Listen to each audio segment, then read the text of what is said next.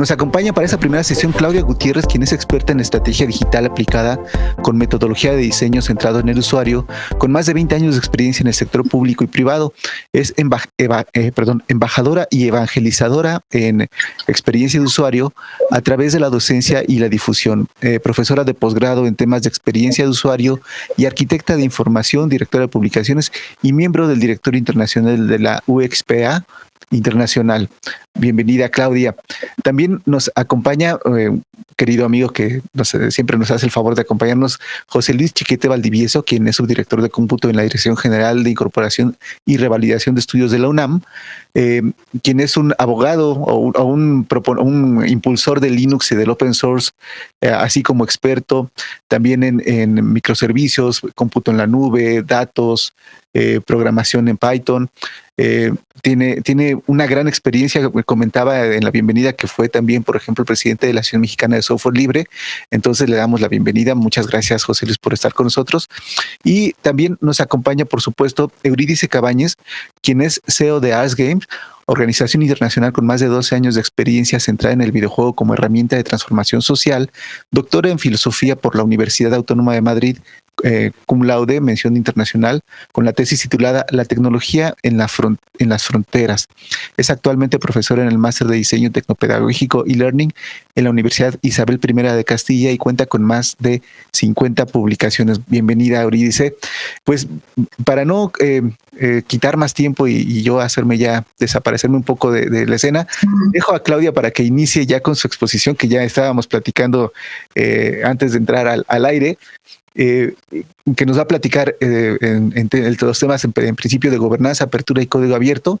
Pues muchas gracias, Claudia, y adelante, por favor. Bueno, muchas gracias, Carlos. Como te estaba diciendo, estaba contándole a Carlos y Eurídice que yo estoy en la Patagonia chilena, ni siquiera en Santiago, así que gracias a estos efectos de la pandemia uno ya puede estar en cualquier parte del mundo.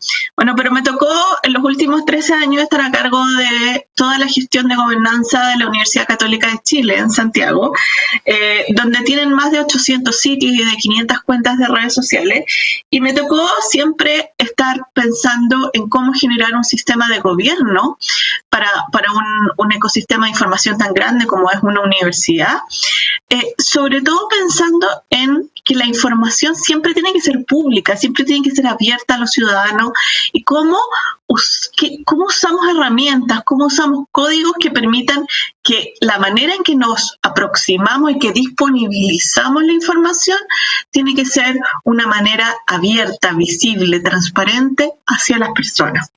Entonces, en ese sentido, me gustaría partir un poco con una cita cita, en realidad es la definición de la Real Academia Española cuando hablamos de abrir, del código abierto, ¿cierto? ¿Qué es abrir? Es descubrir o hacer patente lo que está cerrado u oculto. Entonces, cuando estamos pensando en código abierto, en sistemas que son abiertos, estamos pensando en sistemas que vienen desde algo que históricamente ha estado cerrado, ¿cierto? Entonces, ¿cómo estamos descubriendo, cómo estamos haciendo patente esto que ha estado cerrado o oculto? Y en ese sentido, abrir no es abrir la caja Pandora, no es abrir para que todo esté desordenado, ¿cierto? No es abrir y que empiecen a saltar muchos distintos elementos de una caja. Abrir no es desperdigar, sino que al contrario, abrir es normar. Abrir es tener un mindset, abrir es establecer normas y parámetros para que algo esté abierto. La libertad, la apertura implica poder seguir estos caminos, poder enmarcar estos caminos para que esto que ya está abierto, que ya está disponible, que ya está transparente para todos nosotros, podamos tener alguna manera de seguirlo. Abrimos para cohabitar, para coexistir. Pero lo que se abre no es solamente el código, y eso es lo que hablábamos al principio. Cuando estamos pensando en apertura, estamos pensando no solamente en la apertura del código, porque el código ya está, ya funciona, ya es de una manera, sino que estamos pensando en cómo abrir también a las personas que manejan ese código. Uno no saca nada con tener un código abierto si lo va a mantener en herramientas que están cerradas, en equipos que tienen mentalidades cerradas, en estándares que están cerrados. Yo no saco nada con tener, por ejemplo, una apertura de un gobierno que esté transparentando su información, si esa información va a venir, por ejemplo, en un PDF que no va a estar encriptado o en un formato en que no vamos a poder hacer una captura de los datos de manera transparente y fácil. Entonces, la apertura implica no solamente abrir el código, sino que abrirse como mindset a trabajar en herramientas abiertas, con equipos abiertos y con políticas y estándares abiertos. ¿Y qué significa abrir las herramientas? Abrir las herramientas implica trabajar en repositorios abiertos, compartir con posibilidad de versionar y de editar en esos repositorios. Hacerse cargo de lo que se hace. O sea, yo no solamente dejo a disposición el código, sino que dejo a disposición el código para que otros sean capaces de tomarlo y perfeccionarlo. Yo abro mi trabajo, incluso abro mis errores, porque mis errores van a ser parte de este aprendizaje. Con software abierto, pensando de manera abierta, lo que conversábamos antes respecto a los formatos de repente en que viene la información. Formatos interoperables. No saco nada con decir tengo un gobierno transparente, estoy disponibilizando información porque está visible la información al ojo, pero no está visible a la máquina. Si tengo que pensar en formatos interoperables, tengo que pensar en formatos que sean accesibles por cualquier tipo de público, con cualquier tipo de navegador, con cualquier tipo de capacidad. Y la capacidad no se refiere a las capacidades de poder leer, poder ver, poder escuchar en términos motores, sino que también la capacidad de poder comprender. Muchas veces tenemos información donde no se entiende porque está escrita en un lenguaje que no es entendible para un ciudadano. No nos ponemos en el rol del otro para poder hacer que la información esté disponible. Tenemos que abrir las herramientas, tenemos que abrir los equipos. Lo que decíamos al principio, abrir no es desperdigar, no es abrir la caja Pandora para que todo salga desperdigado, sino que abrir implica dar direcciones, dar directrices. Tenemos que abrir equipos donde existan políticas y estándares, donde tengamos un equipo en el cual confiemos que dirija este trabajo que lo hace la comunidad. Podemos tener un equipo con una estructura centralizada y podemos tener un equipo donde hay algo distributivo, donde estemos ocupando equipos partner, donde estemos ocupando la comunidad, utilizando la on demand, ocupando el mercado de talento, abrir los equipos.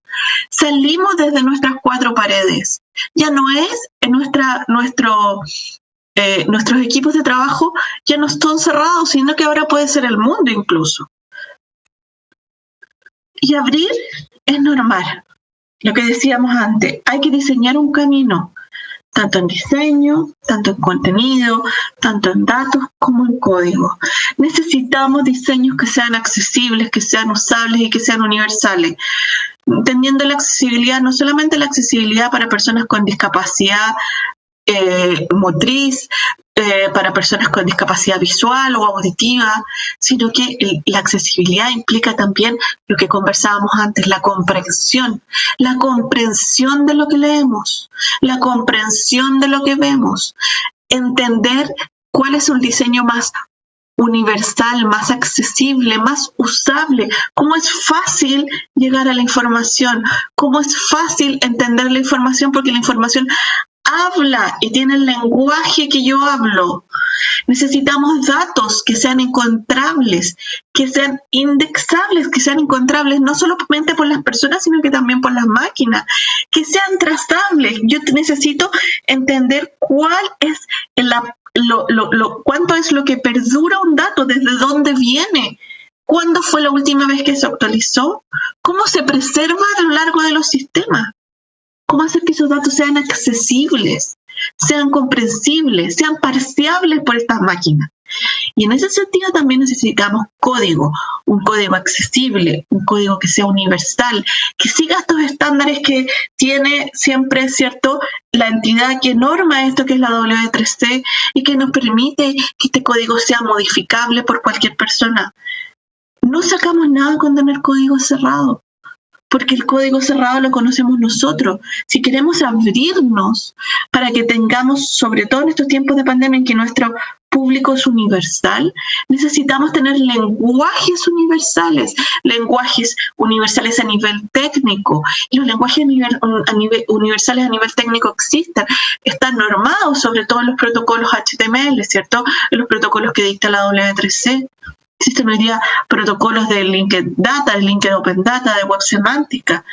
Hoy día, cada día, estamos más abiertos para tener estos esquemas, ¿cierto?, de microservicios, y sobre todo teniendo estos pequeños programas de interfaz que son capaces de conectarse a distintos tipos de datos y los van traduciendo en datos interoperables, ¿cierto?, como las API o las ETL. Entonces, tenemos que abrirnos.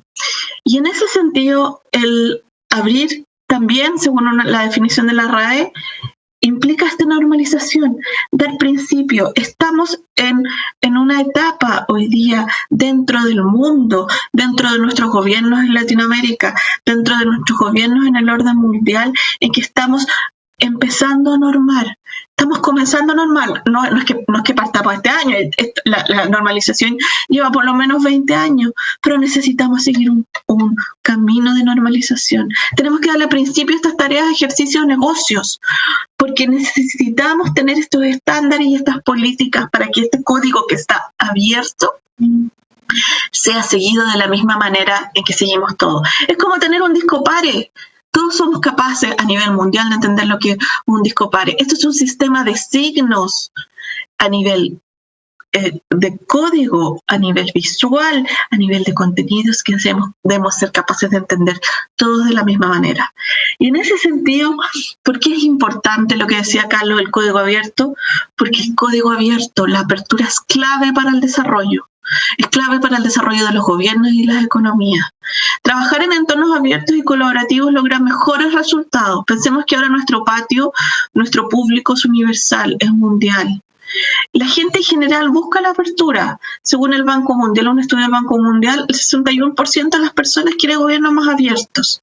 Y la apertura, y se les puedo dar fe de esto, ayuda a una mejor gestión de recursos. No compito con el del lado, colaboro. Por lo tanto, si el del lado tiene algo que me sirve, lo tomo. Y lo tomo desde una manera colaborativa, por supuesto, resguardando todos los aspectos legales, de citas, etcétera. No compito, colaboramos. Estamos formando un mundo, estamos armando unos principios, por lo tanto, colaboramos. Yo, con el proyecto que logramos estandarizar y gestionar esta gobernanza en la Universidad Católica, logramos hacer que en menos de 6 meses se pudiera estandarizar más del 60% de los sitios, y eso permitió un ahorro de recursos y de personas importante. Y no para que las personas se quedaran sin trabajo, sino que para que las personas se pudieran refocalizar en lo que estaban haciendo ahora. Las personas se tienen que reinventar, poder volver a meterse dentro de este nuevo mindset.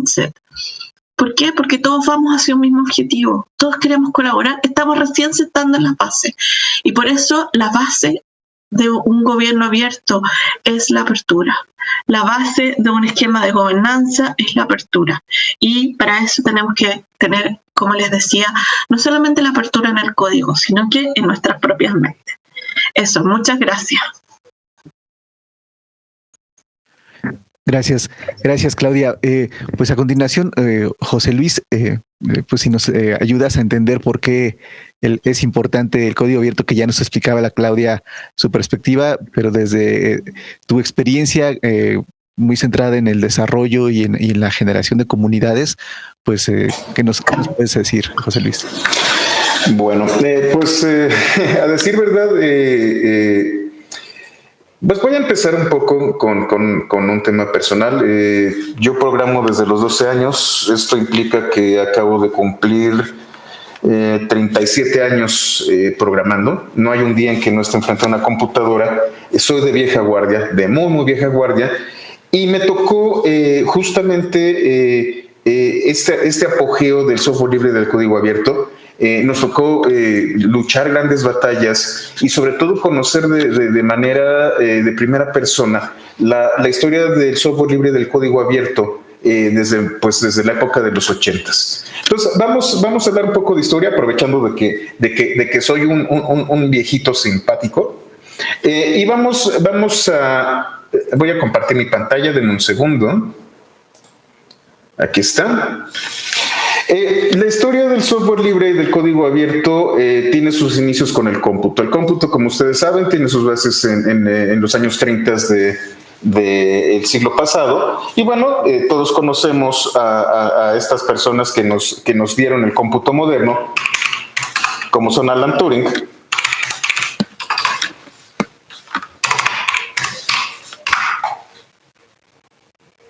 aquí tengo su foto. Vamos a Wikipedia. Este señor es el que fundó las bases del cómputo moderno. Cualquier computadora que tengamos nosotros, cualquier lenguaje de programación, emulador, máquina virtual, data center, sistemas de redes, etcétera, etcétera, etcétera, están basados en los fundamentos filosóficos y matemáticos de este señor y de este otro señor. Este no es tan conocido como Alan Turing, Alonzo Church. Este señor de acá, que estaba muy feliz cuando le tomaron la foto. Y ellos sentaron las bases matemáticas. Al final de cuentas, no solamente sentaron las bases del cómputo, sino sentaron los límites del cómputo. Estas personas fueron las encargadas de decirnos qué es lo que puede ser computable. Y al final de cuentas, cuando nosotros hablamos de sistemas, cuando hablamos de programas, cuando hablamos de compiladores, estamos hablando de cosas que pueden ser calculadas o computadas. Calcular y computar son sinónimos, prácticamente significan lo mismo, aun cuando en este momento las connotaciones son muy distintas. Desde los años 30 a más o menos los 60, 70, poder realizar operaciones de cómputo a través de máquinas que pudieran realizar estas operaciones era extremadamente cara. Estamos hablando de que una de las primeras computadoras, la ENIAC,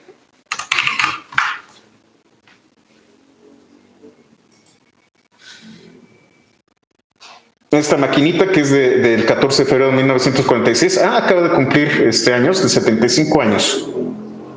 Esta fue la primera máquina que fue Turing completa y que nos permitía hacer ciertos cálculos. El poder de cómputo de esta maquinota pues es mucho menor que el que tenemos nosotros, ni siquiera en una computadora o en un celular. El sistema que ustedes tienen en una USB para conectarse es 10 veces más poderoso que esta primera computadora. El costo de tener una computadora, el costo de poder calcular era altísimo en los 40, 50, 60 y 70. No nos quedaba de otra, como seres humanos, como humanidad en general, de compartir el conocimiento. Entonces, todos los avances del cómputo en estas épocas, en estos inicios del cómputo, obligaban a que tuviéramos que colaborar. La colaboración se volvía totalmente necesaria porque nadie tenía los recursos para poder realizar cómputos complejos en solitario. Eran tan restringidos los recursos para acceder a las computadoras que no nos quedaba de otra más que compartir. Y sobre todo, estábamos tan en pañales con el tema del cómputo que la norma común era compartir el código para poder mejorar. Esto fue una cultura que se volvió muy común y por ahí de finales de los 70s, a partir de un proyecto fallido llamado Multics, nació otro proyecto llamado Unix. Unix fue desarrollado por los laboratorios Bell, actualmente AT&T, y la intención de este sistema era generar un sistema operativo. Bueno, la intención del sistema operativo era generar una plataforma colaborativa en donde un usuario pudiera conectarse a una computadora y la computadora le pudiera dar un entorno totalmente utilizable y que pudiera realizar prácticamente cualquier tipo de operación. En la época de los 60s y 70s, empezamos a encontrarnos con algunas iniciativas, como puede ser Internet, como puede ser Unix, y empezamos con un gran crecimiento del cómputo. La época de los 60s y los 70s inició la gran expansión del cómputo. En este momento, todavía nosotros necesitamos colaborar. Si yo tenía una impresora nueva, de repente necesitaba un driver para cierta versión del Unix que yo tenía, y entonces le pedí al proveedor que me pasara el código de su driver, y yo lo podía convertir en un driver para la plataforma que yo estaba utilizando. Compartir el código, compartir el hardware, compartir el conocimiento era algo natural.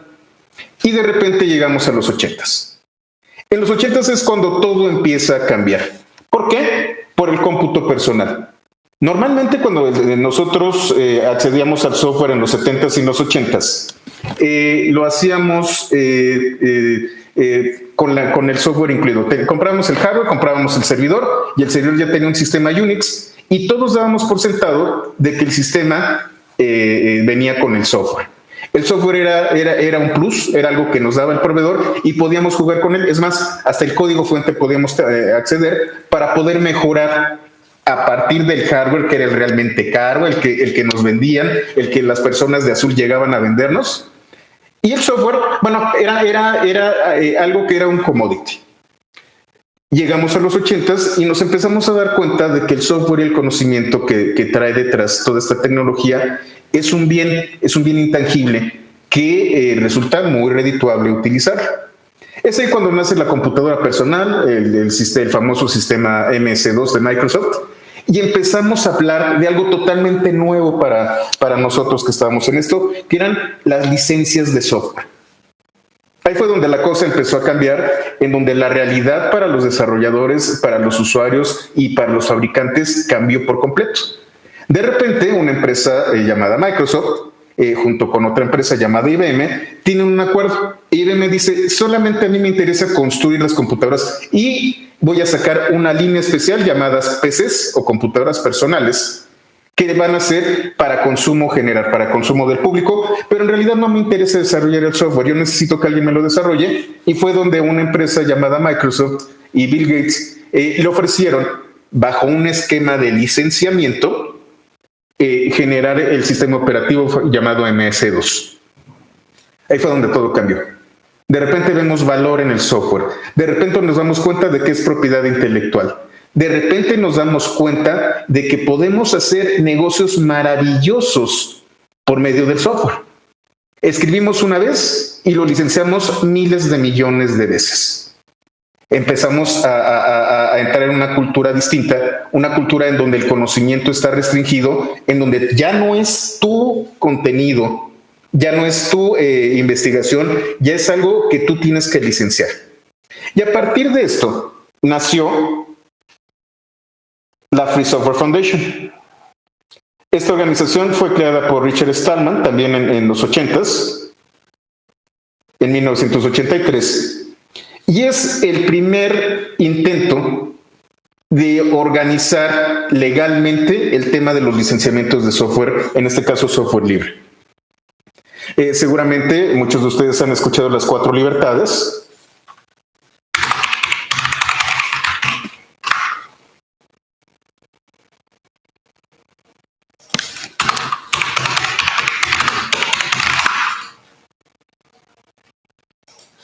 De la UNAM,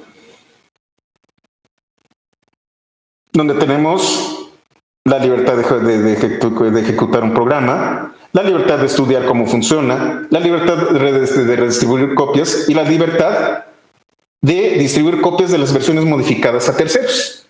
Este es el concepto básico de licenciamiento de software libre. Y es ahí en donde pues durante años he peleado. El software libre no es ilegal. El software libre está basado precisamente en un marco legal que se sustenta en el copyright, en el derecho de autor, para proteger nuestras obras de que sean cerradas. Las licencias que fueron conocidas como las licencias de la Free Software Foundation, las licencias libres, nos permiten tener acceso a este código de forma legal. El autor nos está autorizando bajo ciertas condiciones a utilizar nuestro software. Y entonces tenemos dos tipos de software libre. Un software libre con GPL, perdón, con copyleft, y un software libre sin copyleft. ¿Qué es el copyleft? El copyleft es la obligación de que si tú vas a modificar el software, y no estoy hablando de los binarios, estoy hablando del código, si tú vas a modificar el código, tienes que liberarlo con una licencia idéntica o compatible con la licencia original. Y entonces tenemos la GPL, tenemos la licencia, la GPL es la más interesante, la LGPL, tenemos la FERO, por ejemplo, muchas licencias en donde tú obligas a las personas, te doy el software, pero siempre debe de ser libre. Y tenemos las licencias como la MIT, la BCD, la Apache, varias de estas que te dicen el software está aquí, es libre. Y lo único que tienes que hacer si vas a modificar mi código es dejar claro quién fue el autor original y que es una versión distinta al original. Inclusive tú puedes cerrar el software. ¿Qué significa esto? No dar acceso a los demás. Tienes la versión libre, la modificas un poco y entonces sacas tu propia versión y la puedes cerrar. ¿Cuál es el ejemplo más claro de este tipo de software? Pues macOS. El sistema operativo de la Mac está basado en un sistema llamado BSD, el 4.4 BSD, que a su vez fue modificado y se convirtió en la base de macOS. Hay componentes de software libre en macOS y hemos podido trabajar con este sistema operativo gracias al software libre. Esto ha evolucionado durante los 80s y 90s, durante principios del siglo pasado. Muchos de nosotros de verdad peleamos por los derechos del software libre, del código abierto. No nos creían en ningún lado que Linux pudiera funcionar, pero empezamos a cambiar también esa mentalidad. El conocimiento sumado de las personas, la tecnología sumada, el código sumado por parte de grandes comunidades era mucho más valioso de lo que podía ser un corporativo solo. Volvimos al principio. Nos dimos cuenta y nos permitió abrir al corporativo y a las grandes empresas el sistema Linux. A lo mejor en este momento ustedes no lo creen, pero hace 15 años hablar de Linux en el gobierno, sobre todo en México, y sobre todo siquiera tratar de... El tiempo ha cambiado. En este momento, esta pasión de muchos hackers tradicionales, en el sentido más purista del término, ya no es tan claro. Los corporativos se han vuelto los dueños del código abierto. El código abierto ahora está detrás de fundaciones, está detrás de grandes corporaciones, pero la gran ventaja es que él sigue abierto. Seguimos trabajando con él.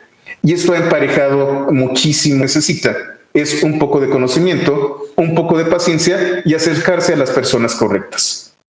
La pregunta es, ¿por qué software libre? ¿Por qué código abierto?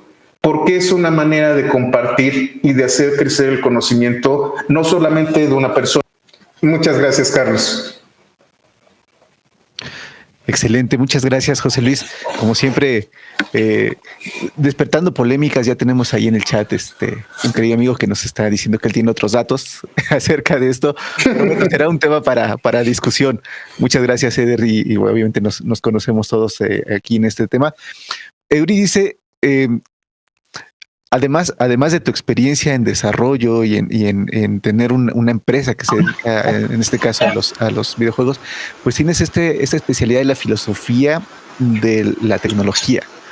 Y los temas que estaba tratando José Luis vienen a este tema porque es un aspecto filosófico, la parte de la libertad, la parte de la inteligencia colectiva, la colaboración, etcétera. Entonces, pues dejo en tus manos para que nos ayudes a entender y darle contexto un poco también a lo que hemos estado viendo. Gracias, Eurídice, que nos acompaña, por cierto, desde España, y agradecemos tanto a Claudia como a Eurídice que desde lejos nos estén acompañando. Por supuesto, José Luis está aquí en la Ciudad de México, pero no deja de ser valioso el tiempo que nos brindan. Muchísimas gracias. Pues muchísimas gracias. Yo no voy a presentar pantalla, así que nada más me veréis a mí contándoos un poco esto. Y voy a tratar de abrir más preguntas, más bien antes que responderlas, porque también el papel de la filosofía muchas veces es ser capaces de plantear las preguntas correctas. Y además, pues como después vamos a tener más tiempo para debatir y para charlar, pues así voy abriendo temas. Como ya sabéis, soy filósofa, entonces voy a llevar un poco el tema de por qué es importante el software libre hacia unos conceptos e ideas filosóficas que tienen que ver con cómo se define lo humano y temas como quizá más generales. Por un lado, creo que es muy interesante que consideremos algunos conceptos como el concepto de mente extensa, el concepto de cognición distribuida o de embodiment, que es como incorporamos tecnologías a nuestro organismo. Aunque son conceptos que vienen de distintas corrientes filosóficas, en realidad todos vienen un poco a hablar de lo mismo, de la misma idea, que es que las tecnologías que utilizamos las acabamos incorporando dentro de nuestro cuerpo, las acabamos incorporando dentro de nuestra mente, de nuestras formas de pensar. Esto se puede ver de algunas formas. Por ejemplo, quienes hablan de embodiment, pues ponen como ejemplo el bastón de ciego, donde una persona ciega a través del bastón amplía su forma de sentir y la forma de interactuar con el entorno, y de alguna forma el bastón pasa a formar parte de su cuerpo y de su percepción, ¿no? Podemos pensar también, porque casi siempre los ejemplos suelen ser más de hardware que de software, en cómo integramos también estas tecnologías a nivel software o a nivel de cómo afectan nuestras formas de pensar. Por ejemplo, seguro que todas las personas que estáis aquí, que trabajáis, que tenéis proyectos, que estudiáis, os ha pasado alguna vez que tenéis que plantear un trabajo o una propuesta y estáis pensando, ¿no? Así, con vuestra cabeza. Y de pronto no sale, como que hay algo que está atorado, no logramos pensar bien, ¿no?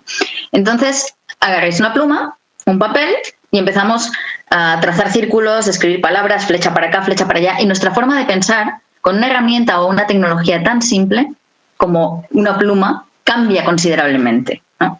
Si pasar solo de pensar con nuestra mente a pensar con una herramienta o una tecnología muy sencilla ya es un salto brutal en las formas en que pensamos, imaginemos qué sucede cuando las formas en las que pensamos están siendo mediadas por ordenadores, softwares, programas informáticos que estamos utilizando para trabajar, que estamos utilizando no solo ya para trabajar, sino para vivir, ¿no? Para comunicarnos con las personas que queremos, incluso como memoria, ¿no? Tenemos una gran memoria extendida que existe en Internet y hay distintos softwares que sirven para acceder a esa memoria. O sea, mi memoria ahora mismo se accede a través de un software. Yo ya no recuerdo ningún número de teléfono, yo ya no recuerdo un montón de cosas porque no tiene sentido, están a un clic de distancia, ¿no? Pero, ¿qué es lo que sucede cuando las tecnologías que están mediando nuestra relación con nuestra propia memoria, nuestra relación con los demás, o que están mediando las formas en las que trabajamos y definiendo nuestras propias estructuras mentales y formas de pensar, son de código cerrado, un código privativo, un código al que no podemos acceder, que no podemos ver cómo funciona para entenderlo bien, que no podemos modificarlo?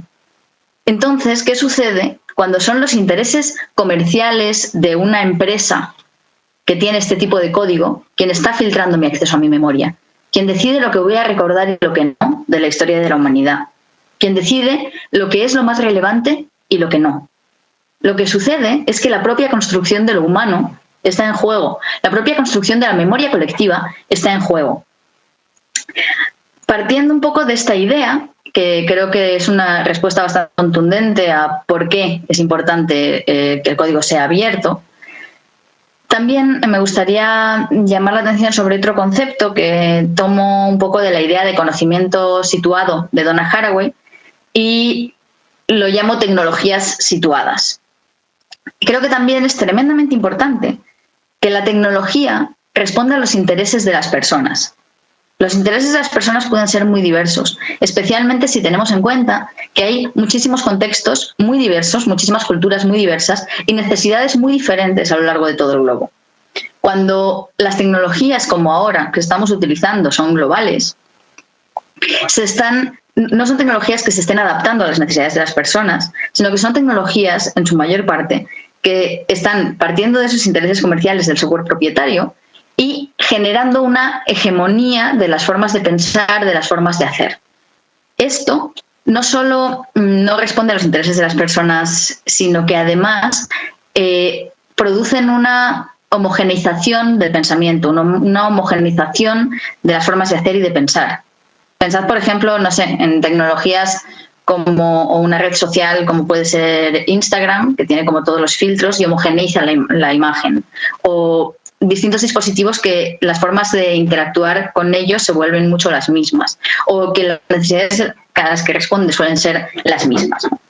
Entonces, si queremos trabajar para que haya tecnologías que sí respondan a los intereses de personas y comunidades y colectivos muy diferentes, necesitamos generar estas tecnologías situadas, que estén generadas desde abajo hacia arriba, partiendo de las necesidades y generando estas tecnologías. ¿Qué sucede? Que no en todas las partes del mundo se va a necesitar lo mismo, pero no tiene sentido trabajar las mismas tecnologías o distintas tecnologías siempre desde cero. Entonces, es tremendamente importante que el software sea libre, que podamos tener acceso al código, porque con software libre podremos generar esas modificaciones sobre algo que ya existe y construir algo que responda realmente a mis necesidades.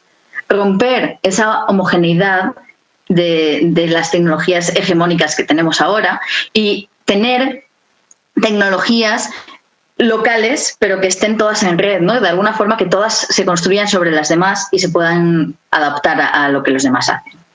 En este sentido, estoy muy de acuerdo con lo que comentaba Claudia, que no solo hay que abrir el código, sino que supone toda una apertura de formas de hacer y de formas de pensar.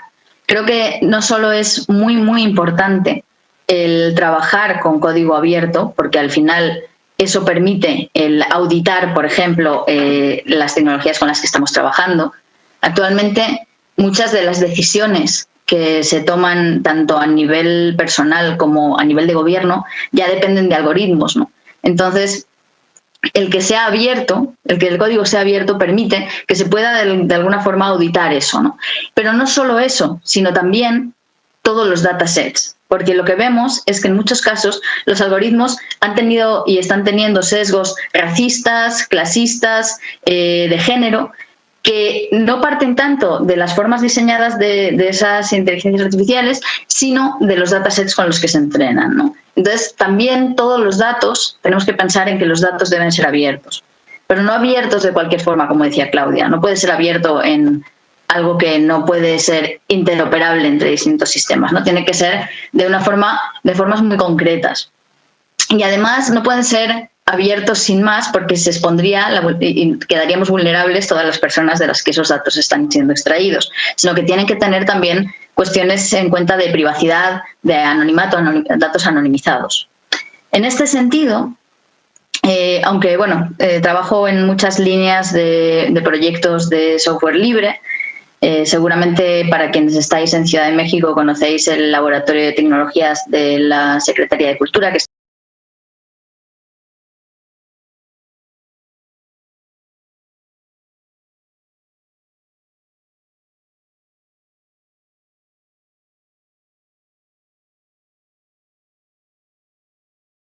diferentes.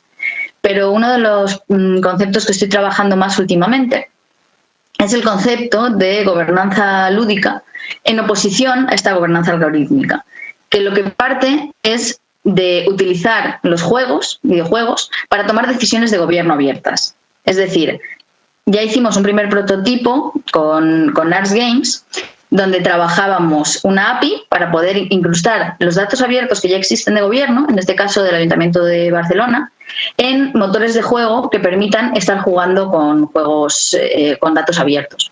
Pero además, podemos generar esta posibilidad y podemos generar videojuegos en conjunto también que sean de código libre para que puedan ser fácilmente revisables por toda la ciudadanía y que tengan que permitan jugar en multijugador con toda esa información y todos esos datos para tomar decisiones en conjunto sobre tu espacio, sobre tu colonia, sobre tu barrio y que te permitan hacerlo de forma fundamentada basada en información real.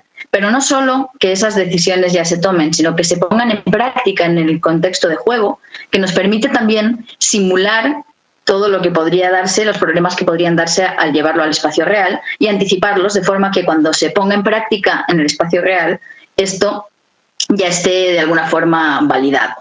Entonces, bueno, creo que esta es una cuestión muy interesante. Habitualmente, cuando se habla de código abierto, muy pocas veces se habla de videojuegos. Se entiende que los videojuegos son ocio. Incluso, por ejemplo, en esta misma fábrica digital de Rule, cuando estuvo Stallman dando una conferencia, le pregunté qué opinaba sobre los videojuegos. Y él mismo dijo que los videojuegos no necesitaban ser código libre, ser software libre, porque eran ocio. Es decir, siempre han quedado muy fuera y muy de lado de todas las conversaciones, charlas sobre código y software libre, y también han quedado dejados de lado en todas las luchas por los derechos digitales. En ese sentido, creo que es muy importante volver a colocar también los videojuegos dentro de estas luchas, porque no solo son ocio, cada vez se están utilizando para más cosas. Hay ciencia abierta a través de videojuegos, hay educación con videojuegos, y actualmente el videojuego ha impregnado todas nuestras formas y prácticas a través de sistemas gamificados que lo están regulando casi prácticamente todo. Entonces creo que es muy importante que situemos también, y por aquí os abro otra línea, el videojuego dentro de esas luchas. Y bueno, os recomiendo, si os interesa toda esa línea, pues toda la parte de empresa social y solidaria en videojuegos y un proyecto que traemos ahora que se llama derechoaljuego.digital. Ahí podéis ver también la web y creo que me toca callarme. Carlos, perdón. No te preocupes. No, muy bien, muy interesante. Pues hemos visto cómo pues hay efectivamente un tema de importancia social, incluso de desarrollo humano, empresarial, en el tema del código abierto, pero y esa pregunta quisiera hacérsela a los tres, si quieres, empezando contigo, José Luis. Riesgos de usar código abierto. ¿Tiene riesgos? Eso siempre es una duda que surge, porque pues muchos presuponen que esta capacidad de auditarlo también tiene una capacidad de encontrarle las fallas y por ahí meterse y generar riesgos a la seguridad. Pero puede haber este riesgo es real, y dos, hay otros riesgos que no nos hayamos dado cuenta. Adelante, José Luis. Muy bien, la respuesta es muy simple y yo creo que es al revés. Permítanme, no fallen las llamadas. Cuando tú, que seguramente el que hizo la pregunta no ha leído los términos de licenciamiento de Windows, porque lo primero que dice la licencia de Windows es as is, como está. Y de entrada me libero de cualquier tipo de responsabilidad por el software que estás utilizando. Entonces, ya empezando por los términos de la licencia, te podría decir que el riesgo que tienes de utilizar Windows o de utilizar Linux es prácticamente el mismo, porque el proveedor no te está dando ninguna garantía del software que estás utilizando. Normalmente, y ese es un tema que también tuvimos que pelear durante décadas, es el tema de qué tan seguro es el software si tienes el código disponible, sobre todo cuando hablamos de seguridad. Existe una técnica que se conoce seguridad por oscuridad, de como yo no te estoy enseñando lo que tengo y tienes una cajita negra, lo que está dentro de la cajita negra es seguro. Esa es una falacia.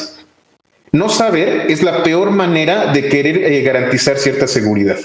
Es mucho más preferible poder conocer lo que tienes, revisar el código, analizarlo y buscar la falla, a tener que hacer, por ejemplo, ingeniería inversa.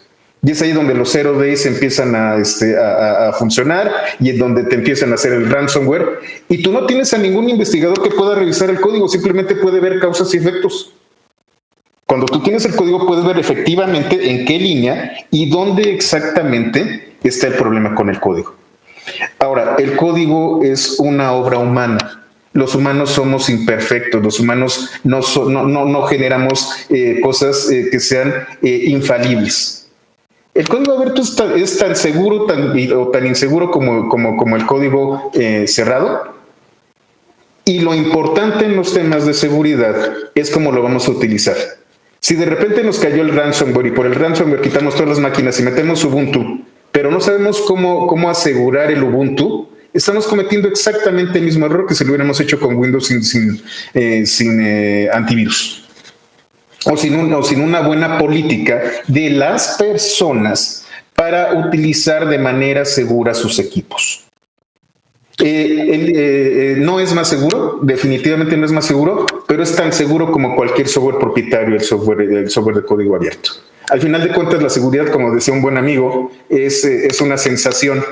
Si tú te sientes seguro, pues está bien, pero la seguridad, al final de cuentas, es algo que tú sientes, no que puedes garantizar al 100%. Claro, Claudia, tú te veía a sentir algunas cuestiones. Adelante. No, yo quería introducir otro componente dentro de la discusión respecto a la seguridad, y es cuán inseguros somos todos los días, todos los ciudadanos, cuando entramos, por ejemplo, a los buscadores, al correo, a las redes sociales. Más allá de que sea código abierto o código cerrado, estamos dando nuestra información. Le estamos dando a compañías nuestra información.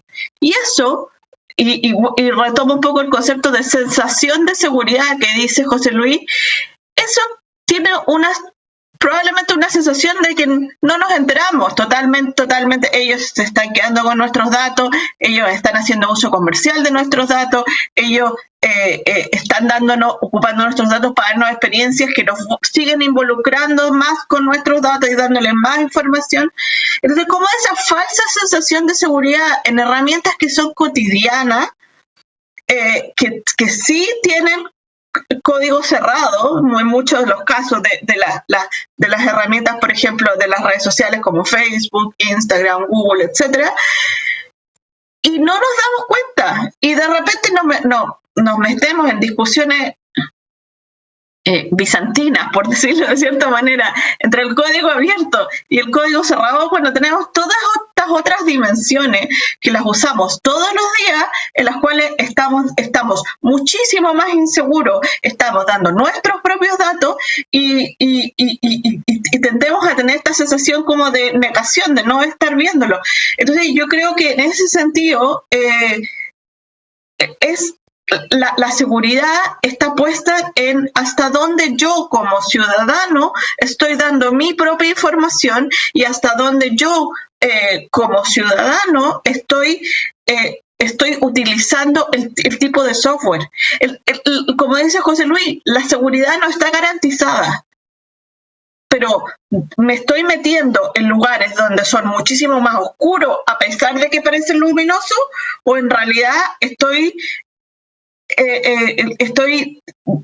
lidiando con algo que efectivamente puedo saber. Y lo otro, que es otro componente que es interesante, es que cuando estamos hablando de código abierto y código cerrado, es para la gente que entiende el código. Porque yo creo que también ahí pasa algo, porque finalmente tenemos el código abierto o el código cerrado que nos puede dar esta falsa sensación de seguridad, también está relacionado con cuánto soy capaz de rehacer con ese código. Entonces, muchas veces la gente quiere optar por irse por código cerrado porque ya viene la cosa media empaquetada, porque no sabe cómo rehacer o cómo ver o cómo poder utilizar ese código. Entonces, yo creo que también tenemos que empezar a pensar, y un poco lo que estaba diciendo Eurídice, es de cómo empezar a poder evangelizar a los públicos a entender qué es lo que pueden hacer, cómo se pueden apropiar del código, cómo al apropiarse del código lo pueden hacer nuevos desarrollos. Entonces yo creo que también hay un tema que tiene que ver con la evangelización de las personas en cuanto a cómo reutilizar también el código, sin ser programador, por supuesto. Claro, que hay un tema importante que es, vivimos en un mundo tecnológico, deberíamos aprender a ser mejores usuarios de la tecnología. Eso es algo que tendremos que trabajar especialmente en nuestros países latinoamericanos en la cuestión de una educación desde los primeros años. José Luis ya nos decía, desde los 12 años programo. sería excelente que los niños aprendieran a programar desde, así como aprenden matemáticas o aprenden el idioma o ciencias naturales, pues tendrían que aprender, porque eso nos ayuda a entender mejor todos estos temas. Eurídice, volviendo al tema de los riesgos. ¿Hay riesgos? ¿Hay un riesgo mayor? Porque ya nos comentaba tanto José Luis como Claudia que no es que haya un riesgo mayor, pero desde tu punto de vista y tu experiencia, ¿qué nos compartes? Bueno, estoy súper de acuerdo con lo que han comentado tanto José Luis como Claudia. Creo que más bien la pregunta, y tomando un poco la línea que ya ha abierto Claudia por ahí, de si estamos más seguros o no en un entorno u otro, creo que estamos más seguros cuanto más se tienen en cuenta nuestros intereses. Entonces, ¿en qué software? O sea, los intereses de quién responde el software que estamos utilizando. Porque si los intereses a los que está respondiendo son, como decía Claudia también, pues estos intereses comerciales, quieren ganar dinero, y ahora con lo que se gana dinero es con el extractivismo de datos, pues esos propios espacios de código privativo lo que van a hacer es hacer un diseño que les permita sacar más información sobre nosotros. El hecho de que esa información exista, aunque esté cerrada, ya es un riesgo, ¿no? Entonces, si están extrayendo una información diaria de nosotros que ocupa teras y teras, porque incluye dónde estamos, lo que nos gusta, con quiénes nos relacionamos, por ese modelo que no prima el interés de la ciudadanía, sino el interés comercial, entonces la existencia de esa información ya nos está poniendo en riesgo. Y esa información solo existe porque se responde a esos intereses comerciales. Entonces, creo que es muy importante que tengamos esto en cuenta, porque en el software libre o código abierto normalmente hay una comunidad que se trata pues que responde a sus propias necesidades, ¿no? Y normalmente se construye mucho sobre eso. Si bien también ahí hay otro riesgo, pero no es tanto de la privacidad, sino el riesgo de que llegue la empresa privada y colonice ese software, ¿no? Se han dado muchísimos casos, creo que es otra línea, donde trabaja toda una comunidad para desarrollar algo y después llega una empresa y dice, uy, espera, esto tiqui, cerrado, ¿no? Y ya se lo robé a la comunidad. Entonces creo que quizá el riesgo mayor del software libre es ese, ¿no? El ser de pronto engullido por el software privativo, o que se entienda como modelo de éxito que creaste un software abierto y luego lograste venderlo a una empresa cerrada, ¿no? Eso me parece terrible. Ya. Poniéndome del otro lado de la banqueta o siendo el abogado del diablo, entonces son esas opciones de código abierto o el código abierto, software libre, es digamos, es la panacea. Tendríamos que irnos todos a software libre. Tendríamos que huir de las aplicaciones o de los sistemas cerrados. ¿Qué me podrían decir al respecto, Claudia? Yo creo que como está planteado hoy el mundo, es como o estás dentro del sistema o estás fuera del sistema. Entonces, lamentablemente hoy día estar fuera del sistema implica que es lo mismo que quedarse fuera de un sistema de gobierno, fuera de... podríamos hablar de un montón de distintos grupos que son antisistemas, ¿cierto? El problema que ha pasado, yo creo, en la esfera digital es que el sistema, como decía Eurídice, se lo ha comido el mundo comercial desde que partió a ser gestionado, desde que el mundo se transformó casi entre Windows, Mac, después Apple, después Google, etcétera. Se lo comió el sistema. Entonces hoy día estar fuera del sistema conlleva una serie de sacrificios, que no voy a estar ocupando el buscador que me da los resultados que me tiene el sistema, que probablemente voy a necesitar tener un software que va a ser muchísimo más complejo quizás de poder navegar El sistema ha hecho que la tecnología sea accesible para las personas, entregándoles muchas maneras, a su vez capturando sus datos, de que se puedan acercar amigablemente al sistema. Pero no les ha dado la posibilidad de estar fuera del sistema de la misma manera. Entonces, yo creo que ahí el desafío es ¿cómo podemos generar sistemas amigables que estando fuera del sistema, sin necesidades de, porque normalmente la persona que tiene instalado Unix o Linux se dice, no, aquí en Chile se dice, no, en realidad es un computín, ¿cierto? Una persona que sabe mucho de computación. Pero en realidad lo que pasa con esa persona es que sabe qué significa sistema. Entonces, es la única diferencia, sin desmerecerlo, por supuesto. Pero entonces, el tema de yo creo que el desafío está en cómo preparamos a más gente para que esté enterada de qué significa estar dentro del sistema, qué es lo que está pasando con su propia data, qué es lo que están haciendo las empresas comerciales con sus datos, a estar fuera del sistema de una manera amigable, que no significa tener esta mente computina. Entonces yo creo que ahí hay un tema y que creo que las personas que estamos dentro del mundo de la educación y los que probablemente llevamos más tiempo haciendo esto, tenemos un esfuerzo bien importante para poder hacer esa evangelización, que implica un poco lo que estábamos conversando antes, que se empieza a enseñar código quizás en los colegios, que uno aprenda a programar desde pequeño, que integra el entorno digital como parte de la vida cotidiana. Pero yo creo que hay una dicotomía que hoy día es muy compleja porque el sistema se ha comido al mundo digital. Ya, José Luis, adelante. Mira, si algo he aprendido durante este tiempo es que, número uno, no existe la panacea para absolutamente nada. Número dos, al final de cuentas el software libre es una obra. Cuando hablamos de libre, y es una de las cosas importantes que por ahí están hablando en el chat, no estamos hablando de gratis, siempre hay un costo de desarrollo, siempre hay un costo de diseño, hay alguien que pasó noches programando y haciendo las cosas.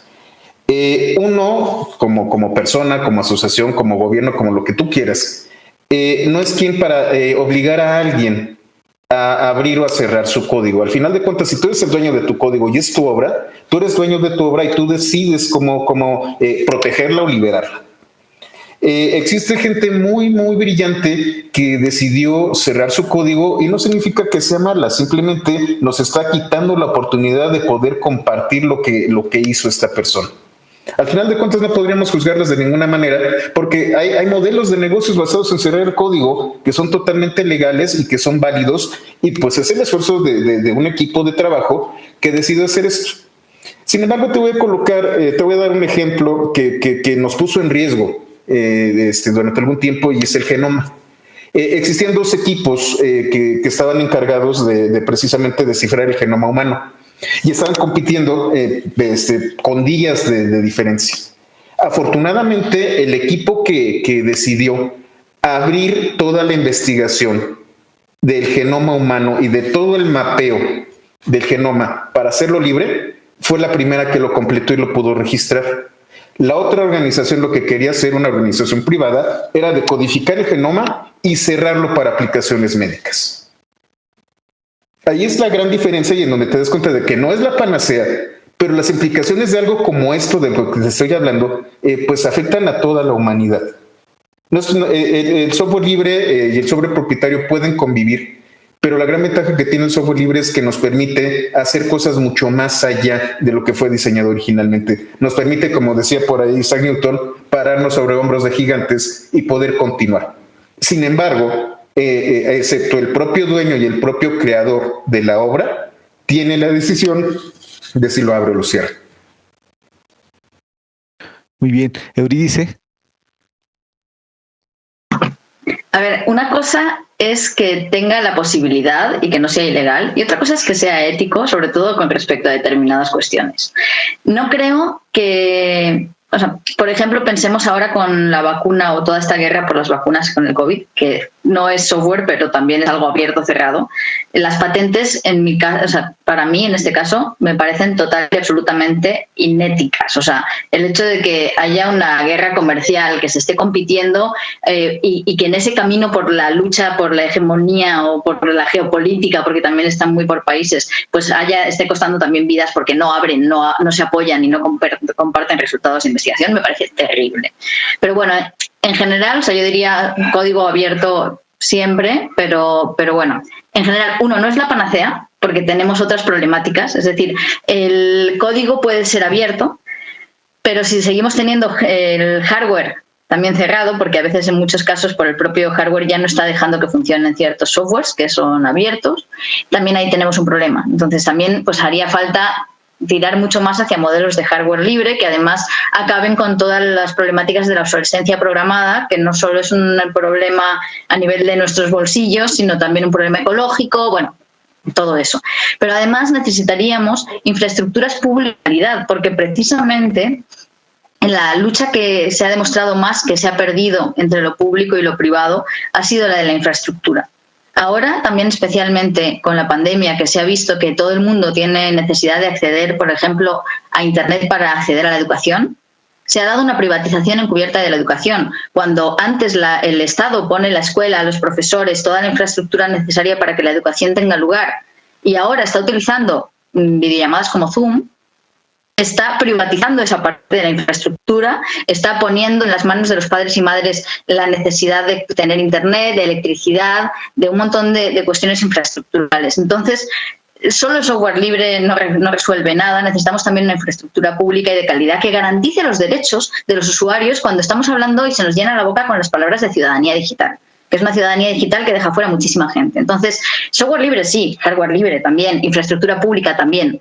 ¿Eso quiere decir que solo puede existir lo abierto y lo público? Pues no necesariamente. Me gusta mucho establecer una analogía con el mundo físico, donde vemos el mundo físico tiene calles, plazas, museos públicos y luego hay pues mercados, empresas privadas que también tienen su espacio, ocupan un espacio.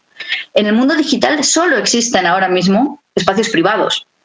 Toda nuestra información, toda nuestra infraestructura está básicamente en manos de 3 grandes empresas. Entonces, ni siquiera digo que todo tenga que ser público y gestionado por la ciudadanía, pero por lo menos un poquito. Debería haber un trocito del mundo digital que nos permita expresarnos también en libertad, sin que nuestros datos estén siendo almacenados y que nos permita todo eso. Bueno. Claro, se nos van a quedar temas en el tintero, pero quería que me dijeran un poco explorar el tema de el desarrollo de industrias nacionales a partir de estas opciones, porque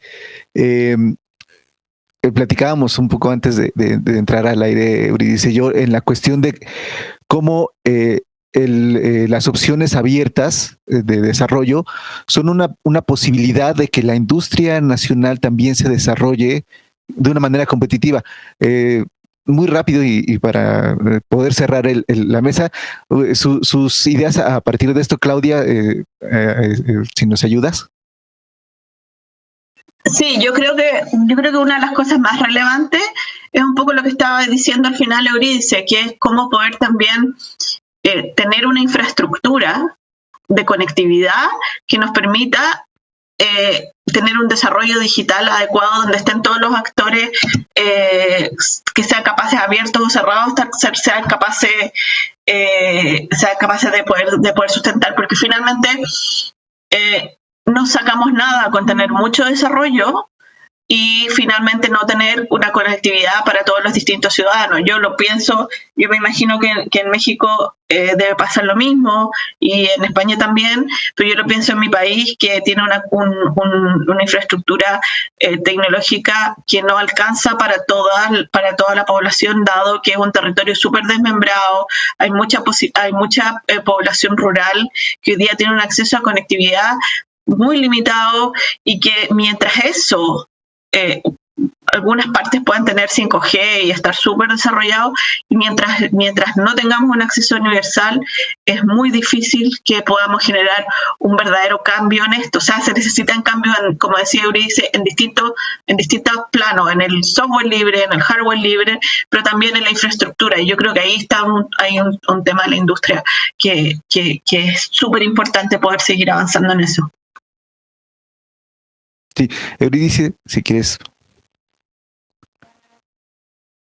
Sí, yo empecé un proyecto ahora también con la pandemia y con esto de que muchas cosas se cayeron, con Aitor Jiménez, Kaitz Cancela y Mario Romera, que lo que nos dedicamos fue a generar una herramienta que permitiera scrapear todos los contenidos de contratos de infraestructura tecnológica digital con empresas privadas dentro de España. Se podría utilizar también para rastrear igual contratos en México, pero no hemos hecho esa labor. Y lo que hemos detectado es que hay una inversión millonaria, millonaria, en infraestructuras digitales que se pagan a corporaciones transnacionales, muchas de ellas pues con sede en Estados Unidos o pues en otros países. Son millonadas que, si piensas en todo el dinero que se está invirtiendo en eso, en invertirlo en desarrollo de tecnologías locales, es que te daba para generar puestos de empleo, para generar unas tecnologías que respondieran a los intereses y necesidades de tu ciudadanía en concreto, para proteger los datos y la información de tus ciudadanos y tener o poder garantizar que no están en manos de otra empresa. O sea, imaginemos el riesgo que es que una empresa que está en otro país, que en cualquier momento puede auditar de alguna forma sus datos, es una cuestión de geopolítica. O sea, toda la información de pronto de sanidad de un país o de hacienda de un país está en otro. Esas cuestiones no pasarían y además estaríamos fomentando la producción local, fomentando empleo y fomentando el crecimiento del país en vez de la dependencia del consumo de lo que producen otros y fabrican otros y solo ellos saben cómo funciona. Gracias. José Luis. Ok, nada más un momentito, quiero compartir la pantalla para enseñarles algo rápido. Denme un segundo. Bueno, quizás Talma no sepa, pero este es SuperTux. Y es uno de los primeros videojuegos de software libre que hemos utilizado desde que hay interfaces gráficas. Sí hay gente interesada en los videojuegos, es maravilloso y creo que podemos hacer cosas muy interesantes. De hecho, la apertura de los engines de videojuegos, por ejemplo, ¿cómo se llamaba Bueno, ahorita me acuerdo, es un tema muy interesante con respecto a la apertura de videojuegos. Quería presentarlo porque sí, también a los nerds nos gusta jugar. Y bueno, vamos a continuar. Es un tema que duele, Carlos, porque llevamos mucho tiempo con él, con el de generar una economía basada en el código abierto, particularmente en México. Dentro de mi currículum fui tesorero de la Asociación Mexicana de Empresarios de Software Libre.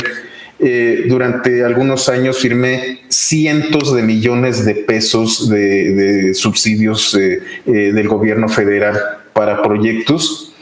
Y la triste conclusión es que al final de cuentas no necesitamos especialistas en software libre, necesitamos especialistas en conocimiento en general. Los proyectos eran realmente,